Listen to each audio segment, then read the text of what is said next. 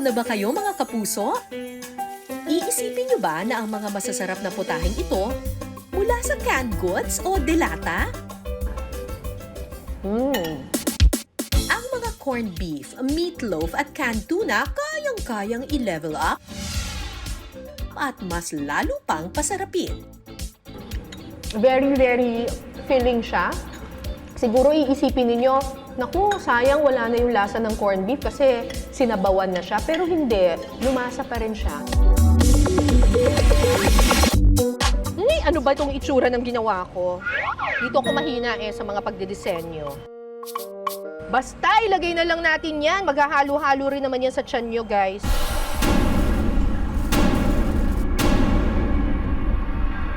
Eto na, tingnan natin.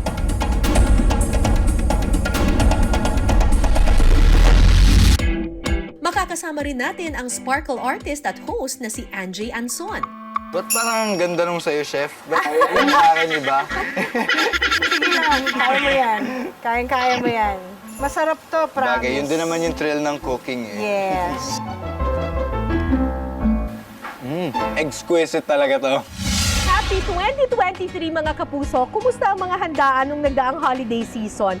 Medyo napagastos ba kayo? Huwag kayong mag-alala dahil ngayong gabi sa Pinasarap, ang mga pagkaing ihahain namin sa inyo talaga namang abot kaya at hindi kayo masyadong mapapagastos. Ang unang putahe sa ating menu ngayong gabi ay mula sa Quezon, ang hardinera. Karaniwan, gawa ito sa karne ng baboy. Pero bibigyan natin ito ng twist gamit ang canned tuna.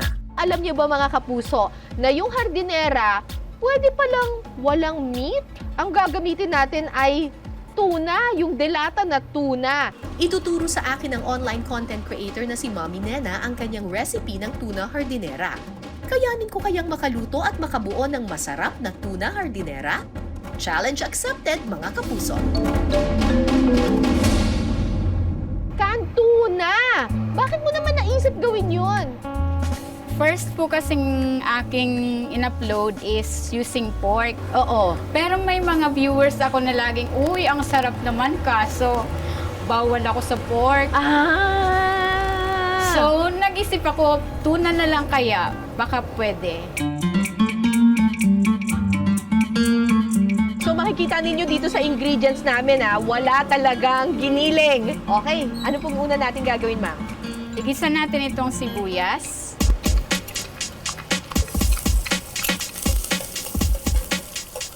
Bawang. Sunod na po ang bawang. Ayan.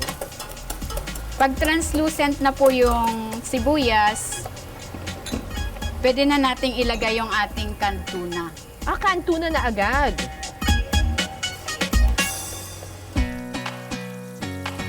Ano, ma'am? Dudurugin ba? Opo, yung medyo malalaki, pwede nyo pong hati-hatiin. Oo, kasi syempre gusto natin parang ka-texture siya nung giniling. So, makikita ninyo merong mga malalaking bits of tuna. Gigisa lang po natin ito. And then, i-season po natin ito with salt. Lagyan ng salt and pepper. At ng seasoning. Naku, hindi ba aalat ito?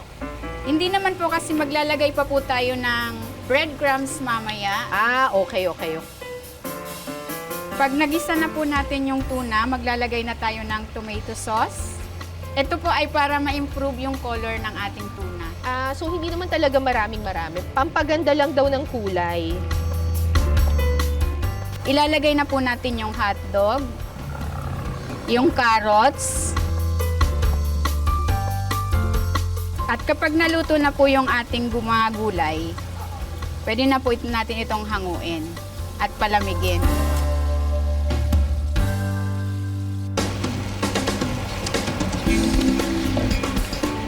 Kulang ng asin, tsaka ng konting paminta.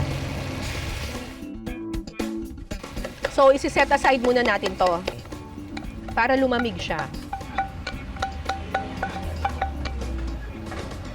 So, ngayon, habang hinihintay natin na lumamig itong ating mixture, ang gagawin natin ay i-design na natin yung mismong llanera. Bago po natin ilagay yung ating mixture sa ating llanera, kailangan muna natin po itong i-grease para hindi didikit yung ating hardinera dito sa Correct. sa Pero llanera. nilagyan na namin siya ng ng dahon ng saging. Opo. O sige, so ano pong gagawin natin? I-grease lang natin ng oil. Pati yung side po, Miss Cara. Kailangan natin itong i-grease kasi mamaya, pag sinerve natin yung hardinera, babalik na rin natin siya ng ganun. Diba? So, kailangan naka-grease ito at hindi dumikit. Ipi-prepare naman natin po yung mga toppings. Toppings, okay. Opo. Nasa sa inyo na po kung anong gusto nyong ilagay. Pwede kayong maglagay ng pineapple slices, yung carrots, yung hotdog, at Okay. yung raisins. Ay, Diyos ko. Okay, so maglagay Depende tayo na po kung anong gusto nyo pong design. Okay, okay. So, ako lalagyan ko siya ng carrots na, kunyari, parang flower. Flower talaga.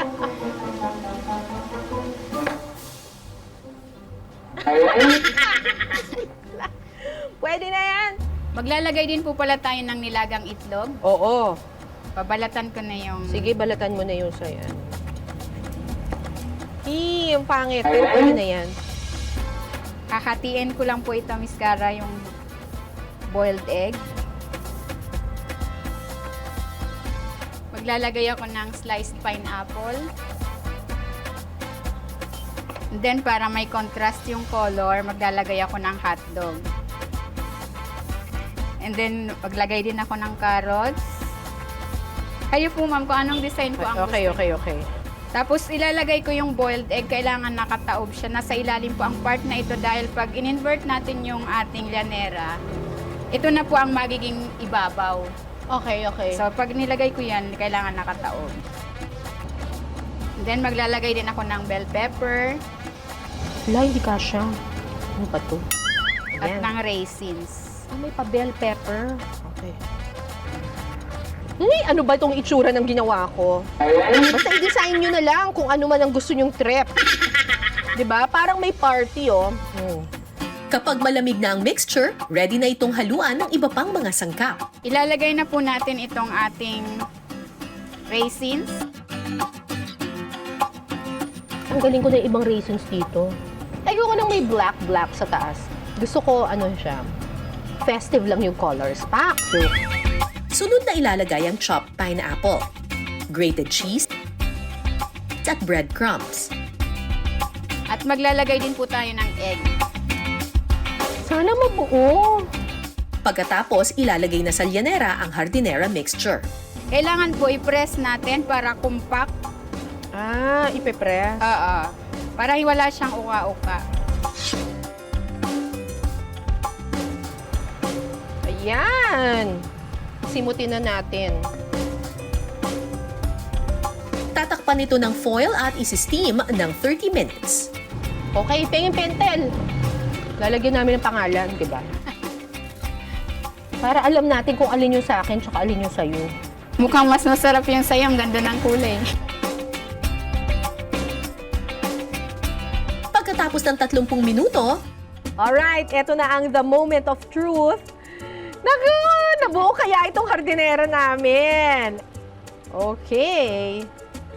So, okay, eto na. Tingnan natin. Oh my gosh. Shucks, ba't ganun? Ba't yung sa'yo parang maputi? Hindi mo ba inubos yung tomato sauce? Hindi kumuha lang po ako.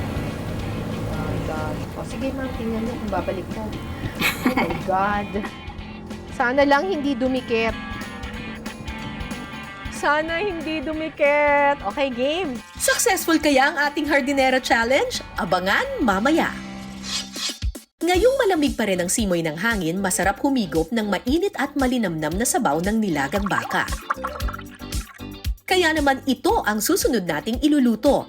Pero dahil mahal ang kilo ng karne ng baka, para mas makatipid ang gagamitin nating sangkap, corned beef. Mahilig ba kayo sa corned beef? Mahilig ba kayo sa beef nilaga? Pwedeng pagsamahin yung corned beef na nasa delata at saka yung beef nilaga. Ituturo sa atin yan ni Ma'am Shi Denise or Queen Foodie Ma'am Shi. Hey, Beshi! Nandito tayo sa Pinasarap. Alam mo Denise, favorite ko to. Kasi tinuro to sa akin ng father ko. Sa probinsya daw, ganito yung ginagawa nila. I mean, sa Pampanga, pag gusto nilang paramihin yung corned beef, yes. kasi yung corned beef medyo may kamahalan yan Opo. di ba? So, kung gusto nilang paramihin yung corned beef, ginagawa nilang sabaw. Yes po.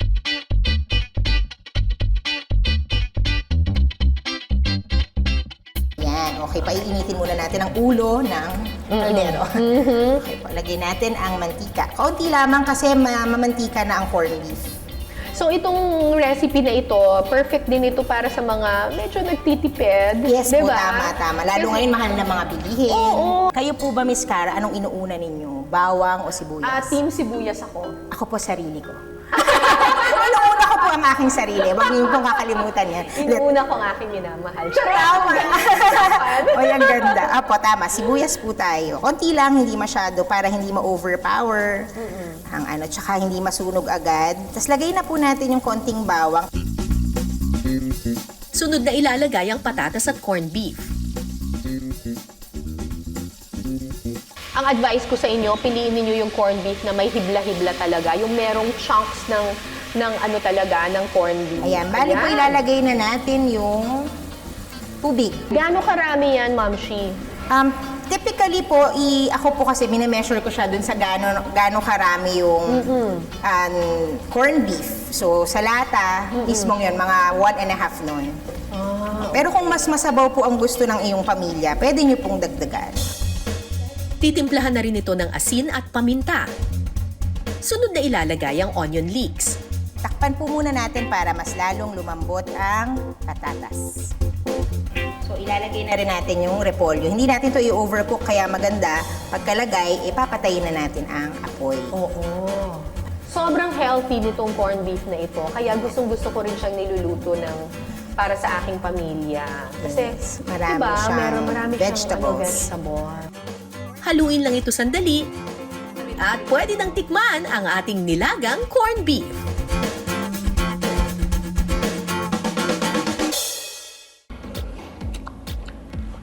Ang anghang. Yung cabbage niya, yung repolyo niya, may crunch pa ng kaunti. Tapos, saktong-sakto yung lambot ng patatas. Tapos, lasang-lasa mo yung corned beef, pati yung anghang niya. Kasi spicy corned beef itong ginamit namin. Tapos talagang very, very filling siya. Siguro iisipin ninyo, naku, sayang wala na yung lasa ng corned beef kasi sinabawan na siya. Pero hindi, lumasa pa rin siya.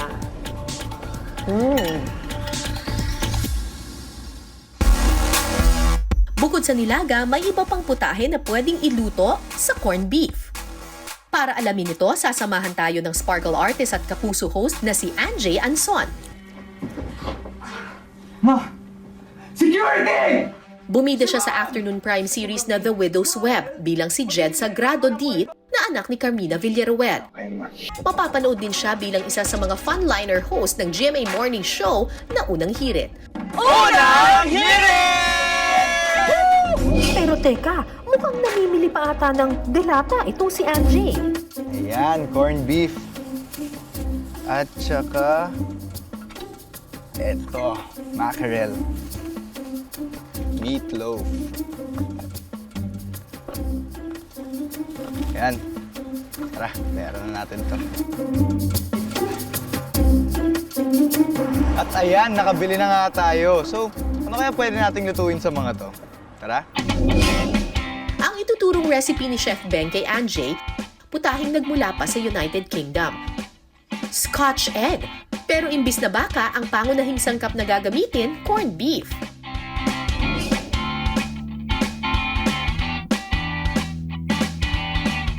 Ito, familiar na familiar kayo dito. Meron tayong bagong recipe tungkol sa corned beef at nandito nga si Chef Beng para turuan tayo kung paano gawin yan. Una, syempre yung ating corned beef, lalagyan lang natin ng flour. Okay, lagay ko na. Hindi na natin si-season ng salt and pepper kasi malinamnam na yung ating corned beef. Now, we will just put a bit of flour para lang mamuo siya. Okay? Yeah.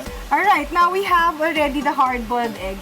Normally, ang ginagamit kasi sa Scotch eggs, soft-boiled, a bit of a soft-boiled, pero okay na rin yung hard-boiled eggs. Okay, so paano ulit, Chef? Naglalagay ka ng A bit, ganyan. Ganyan kadami. Gusto lang to cover yung hard-boiled egg. Ayan. Yes. And then flat lang natin. Correct. And then Lalagay mo siya sa gitna. And then, press. press a bit lang para hindi tumagos sa ilalim. Tapos, then? ibalutin mo na siya. Ooh, parang may bago na akong career. Ngayon, gagawin na natin yung breading mixture. Okay na yata yan, no? First, dito muna tayo sa flour. Then, lalagay natin dito sa ating beaten egg. Ayun. Ganyan. And then, lalagay natin sa breadcrumbs para mas lalo siyang maging crunchy. Parang nahirapan na ako. Yan. Kaiba, oh? Ba't ganon? Kaya natin yan. Parang pag-iisipan ko pala kung magsha-chef din ako. O, diba? Yun na, nakikita ko na. Sabi sa'yo, kaya mo yan. Nagiging okay na siya. Kaya mo yan. Kapag nabilog na ang Scotch egg, pwede na itong iprito. Actually, pareho na natin pwedeng iahon.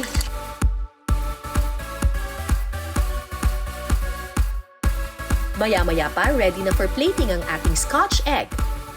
Ayan na nga, nakaserve na ang ating excellent and exquisite na dish. I'm excited mo tikman to kasi siyempre may part ako dito eh. Tikman natin yun mamaya.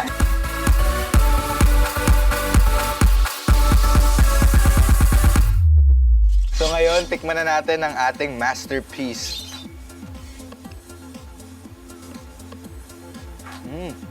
Nag-complement yung lasa ng egg sa corned beef. Ito masarap to. Exquisite talaga to. Sobrang excellent ng gawa ko dito. And masarap siya kasi crispy siya. Crispy yung labas niya. Pero once na matikman mo na yung loob niya, doon na siya tender, malambot. Tsaka yung egg, sobrang perfect ng lasa niya sa corned beef. Kaya perfect na perfect siya. Isa pa ako ulit. Hindi ko in-expect na kahit yung mga ordinary lang na canned goods na mabibili niyo lang sa groceries, male-level up nyo rin pala siya. And tinan nyo, pagka once na maayos yung plating nyo, katulad ng tinuro sa akin kanina ni Chef Beng, magmumukha siyang galing 5-star restaurant eh. Kaya yun dapat ang tutukan natin and dapat matutunan natin yan. Ang next dish naman natin gawa sa canned meatloaf. Makakasama ni Anjay ang mommy na si Maine para sa kanyang level up meatloaf dish. Anjay, ano pa ang baon ninyo dyan? Okay, so ito na nga yung nabili nating meatloaf kanina. At Miss Maine, ano bang pwede nating lutuin dito? Magluluto tayo ng meatloaf sisig.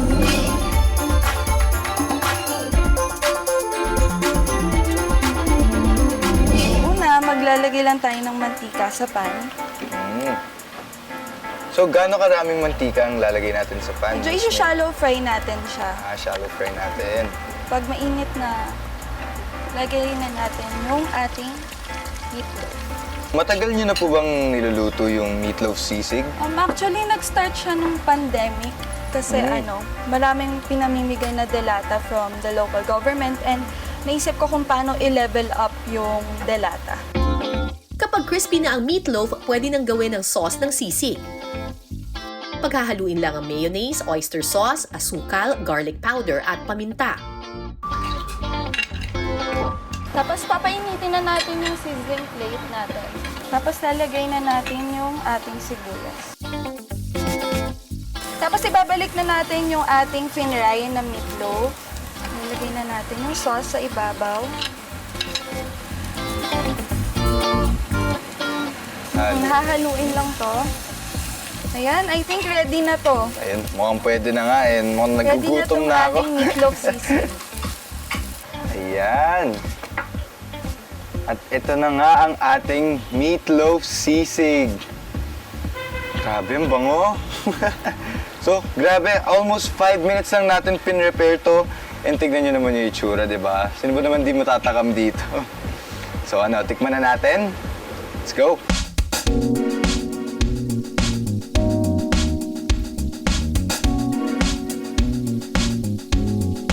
Let's go, start na natin.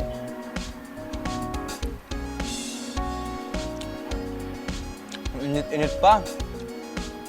And baanghang nga siya. Pero, grabe kasi, lasang-lasa mo yung, yung sauce niya. Sobrang perfect siya sa meatloaf. And di ko nga in-expect na pwede pala meatloaf para sa sisig. And para sa akin, medyo nakakatuwa naman siya na kahit spicy food siya, na-enjoy ko rin siyang kainin sa pao. Perfect. Sarap.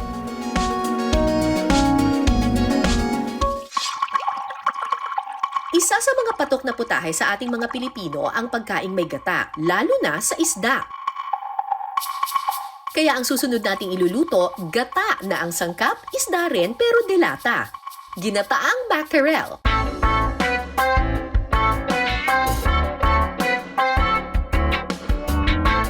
Simple lang daw iluto ang ginataang mackerel, igigisa muna ang bawang, sibuyas at mackerel. So, nung na-try ba ng mga kasama mo sa house, nung una mong ginawa, anong first impression nila? Ano yung sinabi nila sa luto mo? Sobrang sarap daw kasi very Pinoy yung dish na to eh. Para siyang katulad ng ginataang tulingan. So, very close to the heart talaga. Tsaka mackerel, no? Sobrang healthy pa. Exactly. Sobrang healthy ng mackerel, kaya fit na fit yan sa mga estudyante na tulad namin. Yes, sa mga students, sa mga palaging walang time magluto. So, perfect ito. Nakalimutan natin ilagay yung luya kanina. Ayan. Yan din magpapatulong na maging balanse yung lasa and also to help lessen yung langsa. Sunod na titimplahan ng paminta at saka ilalagay ang gata. Grabe. Niluluto pa lang, parang Ang gusto ko bango, ng no? tikman. Yes. So, maglalagay tayo ng water ngayon. And pwede din tayo maglagay ng supa. Siguro mga 2 to 3 spoons lang ng supa. Yes. Pakukuluin lang ang gata at saka ilalagay ang siling haba at pechay. Titimplahan din ito ng patis. Hayaan lang mag-simmer at maya-maya pa, tikiman time!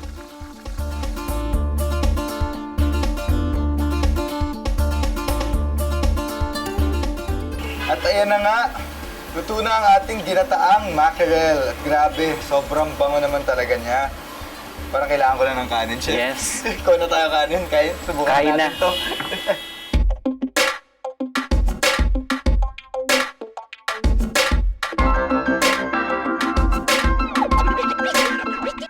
Okay, tikman na natin ang ginataang mackerel. Yan, lagyan naman natin dito.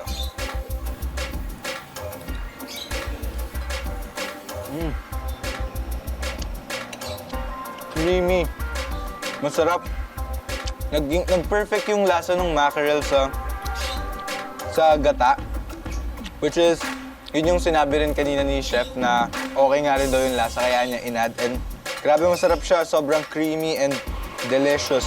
Kung sinerve to agad sa inyo, hindi nyo nga ma-realize na sa delata siya nang galing. Which is, maganda kasi nale-level up niya yung kahit delata lang siya. Once na maluto mo siya ng tama and mabilis and masarap, perfect na perfect, panalong panalo. Okay, game. 1, 2, 3. Samantala, kumusta naman kaya ang niluto kong tuna hardinera? Look at that! Perfect ang pagkakagawa ng ating tuna hardinera. Ang tanong, kumusta kaya ang lasa? This is it, the moment of truth.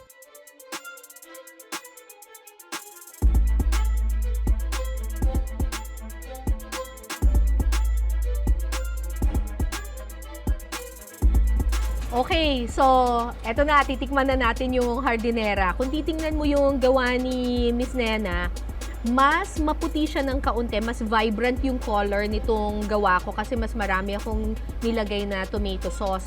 Pero yung sa kanya, parang mas firm, parang mas nasiksik talaga. So mas nakamolde siya talaga ng maigi. Yung sa akin medyo konting kembot na lang, parang magbubuhagag na siya. Pero mas vibrant yung color pero hindi masyadong perfect yung pagkakamold. Ito perfect yung pagkakamold pero hindi ganun ka tingkad yung kulay. Ang tanong, ang lasa, tikman natin. Remember, ito ay hardinera na gawa sa tuna. Pero pag titingnan mo, hindi mo iisipin na canned tuna ang ginamit. Harap!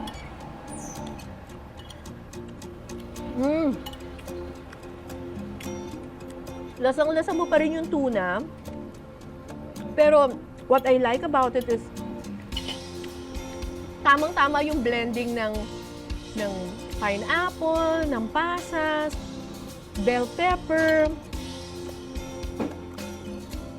Nice! Tikman naman natin itong gawa ko. Ay, may laban. Mas malasa yung gawa ni Ma'am Nena kaysa dun sa gawa ko. Feeling ko nagkulang ako sa pasas. Nagkulang ako sa tamis ng konti. Ito mas nalalasahan mo yung tuna pero nalalasahan mo rin yung tamis galing doon sa pineapple at saka sa pasas. Dito, feeling ko nagkulang ako sa sa pineapple at saka sa pasas. So, mas subtle yung lasa nito compared dito. Sino ba naman ang mag-aakalang ang mga putahing ito mula sa delata? Sa taas ng presyo ng bilihin ngayon, lumabas ang pagiging madiskarte nating mga Pinoy. Masasarap at abot kayang lutuin na tiyak bubusog sa ating pamilya. Hanggang sa susunod nating kwentuhan at salo-salo, ako po si Cara David. Ito ang Pinasarap. Harap! Pinasarap!